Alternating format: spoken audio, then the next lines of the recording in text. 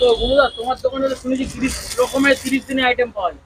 হ্যাঁ, 30 দিনে 30 রকম বলতে গেলে যে প্রত্যেক দিন এক এক দিন এক এক রকম আইটেম চেঞ্জ হয়, মানে 30 দিনে 30 ধরনের আইটেম হয়, সেটাই মানে এইভাবেই বোঝাতে চেয়েছে। আজকে কি কি রেখেছো? তা আজকে মোটামুটি আছে, দেখতে পাচ্ছ এখানে সোয়াবিন আছে, আচ্ছা, একদম সোয়াবিন পটল আলু দিয়ে একটা সবজি করা আছে, ঘরোয়া টাইপ। একদম সব ঘরের, আমাদের সব বাড়ি থেকে তৈরি আছে। আচ্ছা, এখানে কাঁঠালের দানা ফানা দিয়ে পুঁই শাক করা আছে, মিষ্টি আলু ফালু রাঙা আলু ফালু দিয়ে পুঁই শাক করা আছে। আচ্ছা, আর এদিকে আছে আম দিয়ে টক ডাল, একটু ঢেকিয়ে দিই। এই হচ্ছে আম দিয়ে টক ডাল, এই যে। তো এই দেখো, এটা হচ্ছে অমলেট কারি।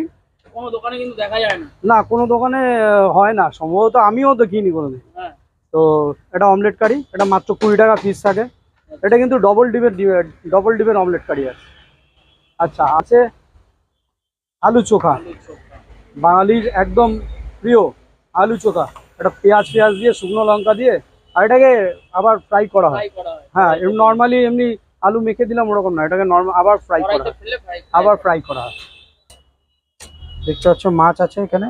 সাইজ তো খুব সুন্দর রেখেছো। হ্যাঁ, এই তো এটা পেটি আছে, এখানে গাদাও আছে, দেখো গাদাও আছে, তুলতে গিয়ে ভেঙে যাচ্ছে, নরম। এই দেখো সব এগুলো গাদার পিস আছে, আরো পিস আছে অনেক সব, একদম। চিকেনের সাইজ কি রেখেছো? চিকেনের সাইজ প্রায় 60 গ্রামের কাছাকাছি থাকে। এই দেখো, দেখো বাসন্তী পোলাও। কদম ফুল। হ্যাঁ, কদম ফুল বাসন্তী পোলাও, একদম লং গ্রেন রাইস। একদম লং রেঞ্জ রাইস দিয়ে, বেশিরভাগ এটাই দেখা যাচ্ছে, লং গ্রেন রাইসটা একদম। আর কড়াইশুটি দিয়ে বানানো, এক এক দিন এক এক রকম হয়। ব্যাস।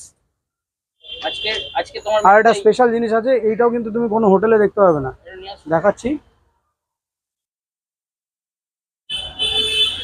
এটা হচ্ছে পিকল অনিয়ন, তোমার দোকানে দেখতে পাবে না। এটা অ্যাকচুয়ালি সব ফিয়ে বাড়ি এগুলোতে চলে। আর বড় বড় হোটেল রেস্টুরেন্ট যেগুলো আছে, 5 স্টার বলো, 4 স্টার বলো, 3 স্টার বলো, যেগুলো আছে সেগুলোতে থাকে।